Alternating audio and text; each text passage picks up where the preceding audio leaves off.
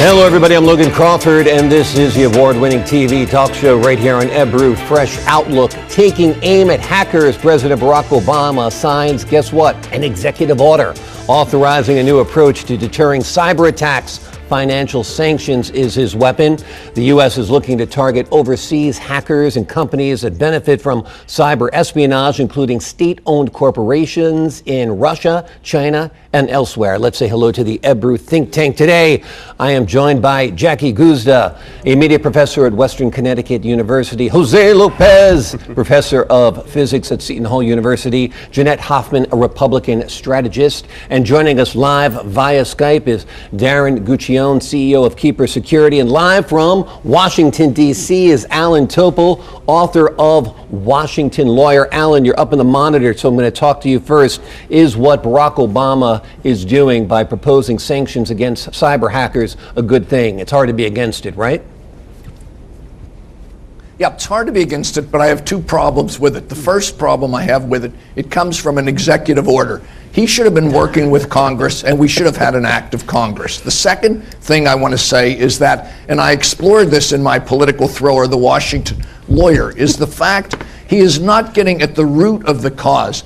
China and the hackers there are the cause of the problem. This looks like a little Band-Aid over a major bleeding, and it's simply not going to do the job. It's not going to be effective. We're not going to reach the people. It sounds nice. It's good PR, but we need something more effective. We have to move up on technology, and we have to get the Congress and the whole nation behind it. They will never catch the people. They won't confront the Chinese government, and I think this is going to be very ineffective, is my opinion from Washington. Okay, let's turn to Jackie Guzda now. Jackie, why not get Congress behind legislation and act like you're the president of the United States and not a dictator, and actually have the country take aim as a unified entity against the world's attacks against our infrastructure, our cyber infrastructure? Can you tell me one thing that Congress has joined together and been against in this current Congress? One issue. Healthcare. Is right. Right? That's why. I mean, I know you have issues with Obama and his executive orders, but he has been doing that because you cannot get Congress. But that's not how it's done. Just because he can't get along with Congress doesn't mean he's turned into a dictator. It's not that he can't get along with Congress. Congress cannot get along with each other. Let me steer you back to cybersecurity. Cybersecurity, a good thing the president's done? Yes. Why? Absolutely. Look at what happened with the Sony hack. I mean, we just think, oh, a movie couldn't come out, and it was just a Seth Rogen movie. But, you know, that hacking exposed emails that could have destroyed careers. It exposed social security numbers, credit card numbers, all kinds of personal data. People were hurt on a personal level. Actually, in those hacks, they threatened the families of the employees of Sony. I mean, this could have been a very, very bad thing beyond what it was. And we have extremist groups now who say they are the hacking unit of ISIS, right, for example, and they are targeting members of the military. Jose, also our infrastructure, our electrical grid is based on our cybersecurity. So it's about time somebody takes aim. This doesn't seem like it's a meaningful step, really, though, other than lip service. I would say it is. I mean, the internet, to emphasize, it's the wild, wild west. It really is. There is really no sheriff in town. I mean, if you're a company or a government, you hire a sheriff to kind of come in and patrol your company or your country. But what we really need is something international, and that's what Obama's really been doing over the last year. He's kind of stuck with Congress in certain areas, so he's going through the executive order and trying to do something and trying to stake the ground. With the net neutrality, he said the government sees the internet as a utility, and cyber attacks are everything because it's important to the country. Cyber attacks have to be protected against. We're the sheriffs now. The U.S. government, we're going to come after you. We're going to put economic sanctions against you. We're going to prevent you from coming into the country. So at least it's something. I mean, at least someone is stepping up and saying, okay, we're going to protect the internet. We're going to protect our infrastructure because it's so essential to us. And Jeanette says it's all hat, no horse for the sheriff, well, right? Look, I agree with Allan. It's great PR. It sounds great. I mean, who's going to support hackers? No one, right? We all want cybersecurity.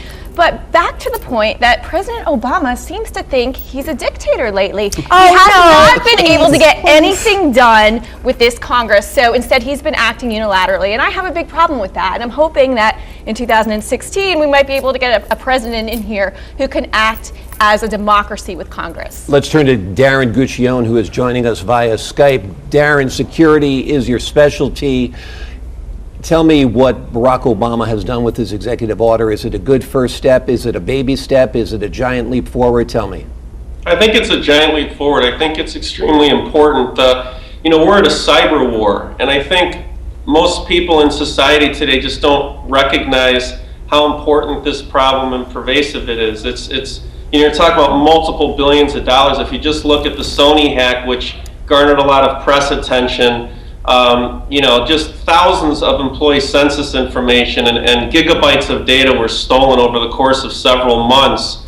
And it really opened up everyone's eyes just because of the brand and the pervasiveness that the company has in terms of, producing and distributing, acclaimed films. But if you look at Target, for instance, and you look at just the financial loss behind Target's hack, it was at least $100 billion already. So this is a major, major problem. If you look at the number of websites per day that are hacked, it's upwards of 30,000 websites a day are hacked. 3 in every 4 people either have been hacked or will be hacked, and of that many, most people don't even realize when they're being hacked. And you can look at the major healthcare, organizations where, tens of millions of terabytes of information were stolen, and you're dealing with sensitive information like social security numbers, birth dates, all of the things that a hacker needs to really deploy a mass-scale phishing attack on not millions of people, but literally billions now. There's just a massive market, and we have a huge problem for this. So I think that the government of the U.S. took a great step via, President Obama to make something happen. At least from a transparency perspective, it's a big start.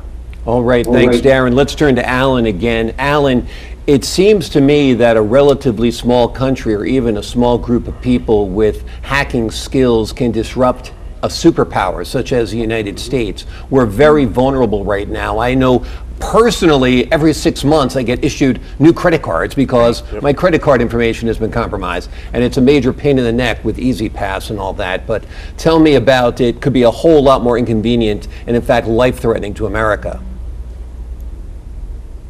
Oh, no question about it. But here's my problem. The problem's real, as your other guests have said a moment ago, but my problem is with the solution in this executive order is, first of all, what's it doing? It's saying if we find the hackers overseas, which is a very, very big if, then we're going to impose financial sanctions against them and restrict their ability to travel. And to me, that's sort of nonsense stuff because, first of all, how are we going to find them? And so what if we have sanctions against them? We have to go to the core of the problem. A lot of the hacking is coming out of China and Russia. Unquestionably, we have to go and we have to deal with the Chinese and the Russian government, and we have to sit down with them and we have to try to develop some kind of an understanding with them. I don't quarrel with your other guests. The problem's there, it's real. But I'm just saying, I don't think that this Band-Aid, other than recognizing the problem, is really going to solve it. Jackie, is it just a Band-Aid? Do we need another branch of the criminal justice system to more directly confront these hackers? Well, look, what he's saying is that he doesn't believe that the punishment fits the crime. But I would say that sanctions have been effective in the past, and you don't want this executive order, which you all are against, and you think Obama's being a dictator. You don't want him to say something like, well, we're going to go in there and blast you guys off the face of the earth. That would be overreach on his part. So I think that what Obama is doing is saying, look, we can make a difference to these hackers by doing sanctions. And he does not want to upset the balance of power. There's also more than just those two choices between putting a vague executive order in place that has unspecified sanction and blowing these people to smithereens. Well, there's something in the middle of those two choices. Jose, what should we be doing? I mean, look, the internet, what we think of the internet, it's what I and many other people are calling just the surface internet. What you find on Google is about maybe 10% of what's out there. There is a whole vast network of it's 500 times bigger than the surface, what you can find on Google if you Google different things. And that is all protected by governments, by corporations, by the US government being in part of that. And that's called the dark web. Oh, is that the deep web? The deep. Yeah, and then within the deep web, there's a dark web where a lot of black market work is being done. And how do you protect against that? Well, let's ask Darren Guccione joining us via Skype. Darren, how do we protect ourselves? What are the first steps that the United States needs to be taking to make sure that our nation is safe, that our people are secure when it comes to finances, but also the energy grid, also medical records, and all of the ramifications? Literally every aspect of our life nowadays is computerized.